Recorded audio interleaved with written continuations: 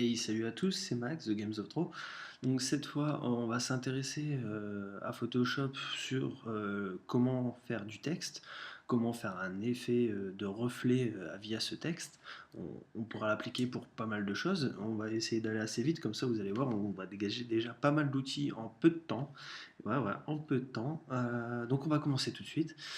Alors, on va faire fichier nouveau, donc commande N ou CTRL N si vous êtes sur PC. Donc on va faire un format Photoshop par défaut. On va préférer se mettre en pixel vu que là pour l'instant bon, il n'y a pas de grand intérêt, mais bon, on va faire du pixel. On va se dire que c'est destiné à du web ou autre chose, tout ce qui est sur écran, et on va le mettre en 72. Donc ça en général c'est la résolution pour l'écran et le RGB pareil. Alors, donc, on va se balader dans la fenêtre, voilà. Là, on se retrouve avec notre arrière-plan. Je vais créer un nouveau calque, donc là, c'est pour créer un nouveau calque. Et alors, vous allez comprendre aussi la succession de calques, donc tout ce qui se retrouve au-dessus sera forcément plus visible et recouvrira peut-être les autres en fonction de sa grosseur. Donc là, je vais utiliser l'outil pot de peinture, donc qui se trouve là, juste en dessous de la gomme. Si jamais vous ne l'avez pas, c'est peut-être parce que c'est un outil dégradé. Donc là, c'est pareil, c'est en restant appuyé dessus, en cliquant dessus, et on va faire outil pot de peinture.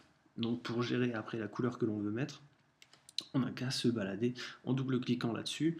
On va faire apparaître le sélecteur de couleurs et on va se retrouver dans ce magnifique nuancier. Donc on peut changer les variables de couleur au niveau des teintes. Et là, moi, je vais mettre du noir. Et puis là, il n'y a plus qu'à cliquer, et voilà. Donc ça veut dire que si jamais je décoche celui-là, je vais me retrouver avec du blanc. Voilà. Donc maintenant, le texte. Comment on va faire? Alors, il suffit de cliquer là-dessus. Donc, si on clique dessus, on va se retrouver avec le sélecteur de texte. Donc là, on a le texte, on a les typos, les différentes typos qui existent. Là, en bold, ça dépendra de la typo, si elle gère le bold ou pas, donc le gras. La taille, après, il y a la netteté. Ensuite, il y a vers la gauche, ferré à gauche, centré ou ferré à droite. Donc ça veut dire se coller à la gauche ou bien se coller à droite.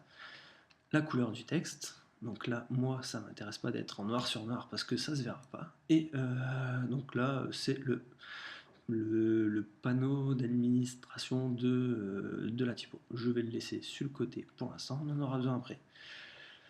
Alors, si je clique dessus, j'ai mal cliqué, désolé, donc je vais supprimer, donc hop, voilà, on supprime comme ça, hop, on clique une fois, et là on va taper par exemple le rétro, allez, ça va coller avec le design de ce qu'il y avait avant.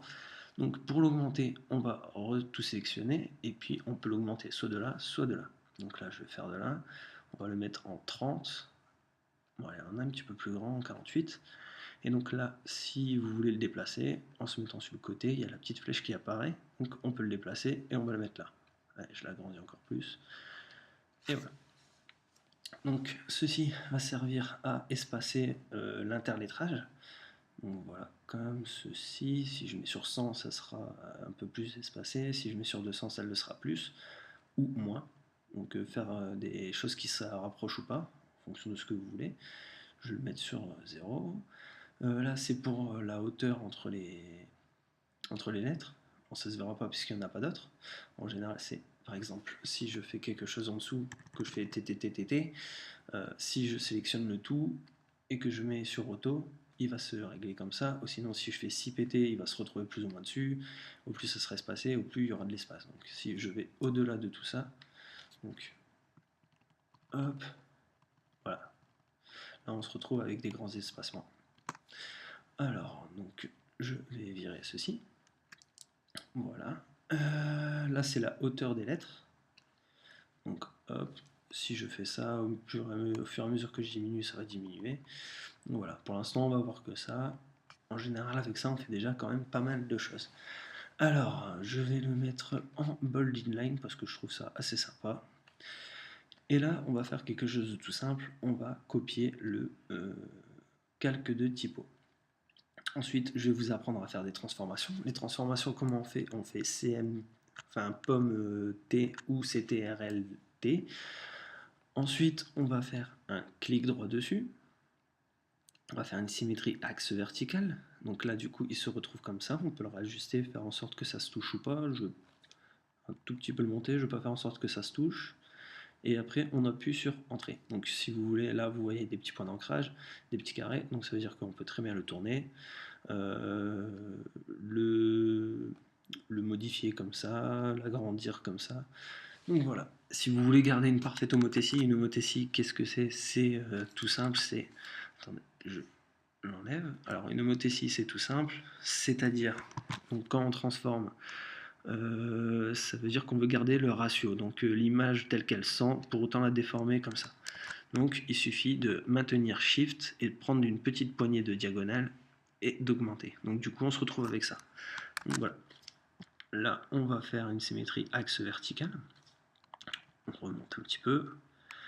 Et là, donc, par rapport à ce que je vous avais montré la dernière fois, avec le masque d'écrêtage qui se trouve juste là, qu'on avait fait pour le détourage, on va cliquer dessus, on se retrouve avec un masque d'écrêtage vierge, et cette fois, on va se retrouver avec l'outil dégradé. On va choisir une couleur de dégradé, donc il suffit de cliquer sur le dégradé qu'il y avait. Et là, on va sélectionner, bon allez, celui-là, avec du noir. En fait, le masque d'écrêtage fonctionne en noir et blanc. Au plus ça sera noir, au plus ça disparaîtra. Donc s'il y a du niveau de green dense, ça sera un dérivé de noir, donc plus ou moins intense. Donc il va le mettre opaque en fonction du niveau du noir. Voilà, je sais pas si je me suis bien fait comprendre, j'ai un petit peu galéré là-dessus, mais bon, c'est pas grave. Et donc là, pour bien faire le dégradé, en restant appuyé sur Shift, on va faire quelque chose de droit. Donc là, je ne suis pas appuyé sur Shift. Si j'appuie sur Shift, hop, il va se mettre tout droit. Donc il va respecter quelque chose de droit. Hop, on voit là, je fais Shift. Donc si je fais ça, hop, ouais, ça commence à déjà un petit peu se diminuer. Au niveau des dégradés, donc là, c'est parce que si vous n'avez pas tout droit, c'est parce qu'en fait, c'est soit celui-là, donc c'est-à-dire qu'il le fait en fonction d'un rond, là, il le fait en fonction d'un angle, là, il le fait en double fonction, et là, en fonction d'un radial. Donc après, à vous de voir comment ça fonctionne. Donc là, je vais refaire un petit peu. Voilà. Et donc là, on commence à avoir notre petit effet de reflet. Donc on va un petit peu baisser l'opacité. Donc pour baisser l'opacité, on se retrouve là-dessus sur notre calque, et puis on baisse l'opacité.